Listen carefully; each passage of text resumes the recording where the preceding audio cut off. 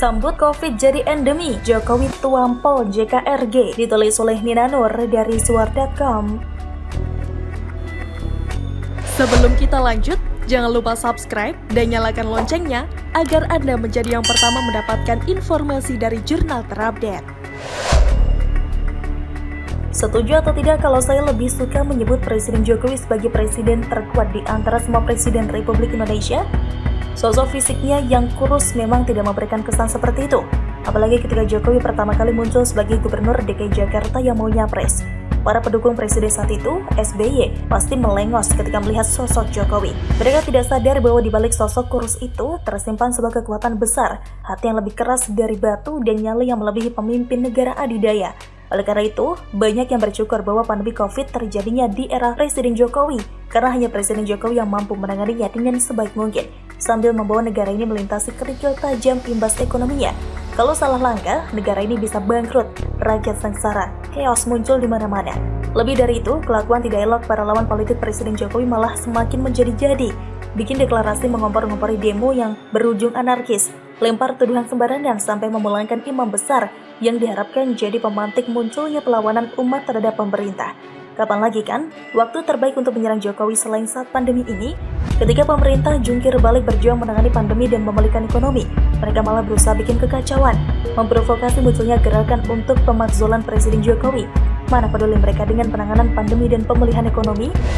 Langkah apapun yang diambil oleh Presiden Jokowi selalu dikritisi dengan tidak berimbang, bahkan dicibir dan dihujat.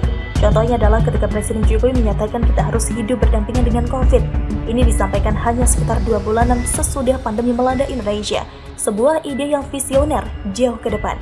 Presiden Jokowi meminta kita hidup berdamai dengan COVID. WHO juga menyatakan terdapat potensi bahwa virus itu tidak akan segera hilang dalam waktu dekat. Mau disemprot disinfektan berjuta liter, ya tidak ada jaminan bahwa virus akan hilang sempurna. Apalagi saat itu vaksin belum ditemukan. Pernyataan Presiden Jokowi waktu itu mendulang cibiran dari para lawan politiknya. Yusuf Kala atau JK melempar narasi seakan apa yang dikatakan oleh Presiden Jokowi adalah hal yang bodoh dan tidak masuk akal. Berdamai itu kalau dua-duanya ingin berdamai. Kalau kita hanya ingin damai tapi virusnya enggak, bagaimana? Ujar JK dalam sebuah webinar. Saya yakin perkataan JK itu disambut dengan tertawaan dari para peserta webinar. Jadi ajang untuk menertawakan kebijakan presiden dong.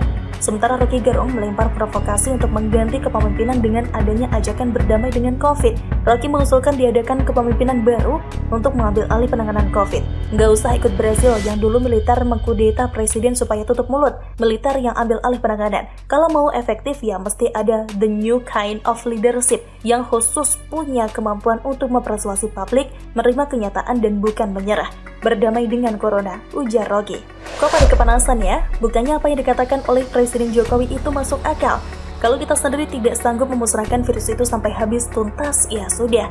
Kita mesti belajar hidup berdampingan, yakni dengan mematuhi prokes dan vaksinasi. Kalau tidak, kita akan stuck di dalam pandemi, tidak akan bergerak maju. Mall tetap tutup, gak bisa nonton film di bioskop, gak bisa jualan di pasar, PHK karena imbas COVID akan terus berlangsung, dan lain sebagainya. WFH till the end. Anak-anak sekolah online sampai tamat kuliah, apa nggak bikin frustasi itu? Bisa-bisa rumah sakit jiwa yang akhirnya akan kebanjiran pasien, ini sungguh berbahaya. Kita tidak boleh menyerah dengan situasi yang ada. Manusia dianugerahi akal dan nalar untuk mencari solusi. Ini yang dilakukan oleh Presiden Jokowi. Mencari solusi terbaik agar semua elemen bangsa ini bisa bergerak maju, nggak kalah sama pandemi. Oleh sebab itu, seruan hidup berdampingan dengan COVID kembali disampaikan oleh Presiden Jokowi sampai 2 kali di bulan September lalu. Apalagi sekarang sudah ada vaksinnya. Dan Indonesia tidak kekurangan vaksin, ada melimpah. Berkat kegigihan dan kesuksesan Presiden Jokowi berburu vaksin. Kesuksesan penanganan COVID serta gerakan vaksinasi di Indonesia sudah diakui oleh dunia. Sudah banyak yang memuji. Ide Presiden Jokowi untuk hidup berdampingan dengan COVID juga sudah siap dipraktekkan oleh Singapura. COVID tidak lagi disebut sebagai pandemi, melainkan jadi endemi. Endemi itu misalnya seperti malaria dan DBD. Takutkah kita sama malaria dan DBD sampai aktivitas ekonomi mandek? Enggak kan? Tinggal kita saja yang berupaya agar tidak kena DBD. Saat COVID juga diperlakukan seperti itu, agar kita semua bisa bergerak maju. Hayo, yakin sama Presiden Jokowi atau JK atau RG? Presiden Amerika Serikat Joe Biden saja diskusi soal penanganan COVID sama Presiden Jokowi kok. Nggak sama JK maupun RG, hehehe, selalu dari kura-kura. Wow, Jokowi dianggap jenius. Ditulis oleh Adin dari suar.com. Sebelum kita lanjut, jangan lupa subscribe dan nyalakan loncengnya agar Anda menjadi yang pertama mendapatkan informasi dari jurnal terupdate. Joko Widodo merupakan presiden kedua yang dipilih secara langsung oleh rakyat setelah Susilo Bambang Yudhoyono atau SBY. Jokowi dikenal sebagai sosok pemimpin yang sangat dekat dengan rakyat. Kedekatannya begitu alami, tidak dibuat-buat, apalagi terkesan hanya untuk raihan suara belaka. Salah satu indikasinya Jokowi selalu belusukan walaupun bukan musim kampanye. Garis politik Jokowi disebut ajaib oleh Partai Keadilan Sejahtera atau PKS. Cukup masuk akal, mulai dari pengusaha kayu hingga jadi presiden memerlukan waktu yang begitu cepat dan lancar. Jokowi menjadi wali kota Solo selama 2 periode.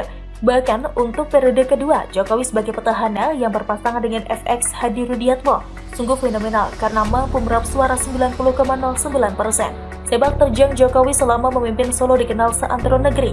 Kedekatannya dengan rakyat menjadi daya tarik tersendiri. Setelah dari Solo, Jokowi menjadi gubernur DKI Jakarta. Selama menjadi gubernur ibu kota, Jokowi selalu menjadi sorotan. Tidak pernah absen dari layar kaca dan headline berita di berbagai media. Dan ketika Pilpres 2014, Jokowi berpasangan dengan Yusuf Kala atau JK, mampu menjadi RI 1 dan RI 2, mengalahkan pasangan kuat Prabowo Subianto dan Hatta Rajasa. Hingga kini di periode kedua, Jokowi jadi presiden RI dengan baik, walaupun harus mengalami terjangan pandemi virus global corona yang merajalela. Kedekatan Jokowi dengan rakyat banyak diupload ke media, berbagai video YouTube. Kedekatannya dengan rakyat membuat orang yang menonton terharu dan merasa salut, serta bangga mempunyai presiden seperti Jokowi. Tidak heran ada sebagian pihak yang melambungkan wacana Jokowi 3 periode. Ternyata gaya kepemimpinan Jokowi menarik perhatian akademisi dari luar negeri. Seorang profesor sekaligus peneliti di National University of Singapore, Kishore Mahbubani, memuji Jokowi sebagai sosok pemimpin yang jenius. Dia menyebut Jokowi sebagai pemimpin paling efektif di dunia. Pendapat ini sama dengan pendapat dari Prabowo Subianto. Lawan politik di Pilpres ini pernah mengakui bahwa pemerintahan Jokowi efektif dan Prabowo pun mengaku salut. Sorotan terhadap kejeniusan Jokowi ini ia sampaikan dalam tulisan berjudul The Genius of Jokowi. Tulisan ini tayang pada 6 Oktober 2021 di Project Syndicate, sebuah media nirlaba yang fokus pada isu-isu internasional. Kishore Mahbubani menyebut Jokowi telah menjadi pemimpin yang layak mendapat pengakuan atas keberhasilannya dalam memimpin. Jokowi, tulis Mahbubani, membuat model pemerintahan yang bisa dipelajari oleh dunia. Pada saat bahkan beberapa negara demokrasi kaya memilih menipu sebagai pemimpin politik mereka, keberhasilan Presiden Joko Widodo layak mendapatkan pengakuan dan penghargaan yang lebih luas. Jokowi memberikan model pemerintahan yang baik yang dapat dipelajari oleh seluruh dunia, ujar Kishore Mahbubani dalam tulisannya itu. Jokowi dinilai mampu menjembatani kesenjangan politik di Indonesia.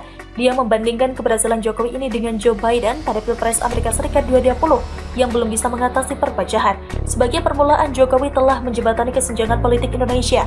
Hampir 1 tahun setelah Joe Biden memenangi pemilihan Presiden Amerika Serikat 2020, 78% dari Partai Republik masih tidak percaya dia terpilih secara sah. Biden menjabat sebagai senator Amerika Serikat selama 36 tahun, tetapi dia tidak dapat menyembuhkan perpecahan partisan Amerika.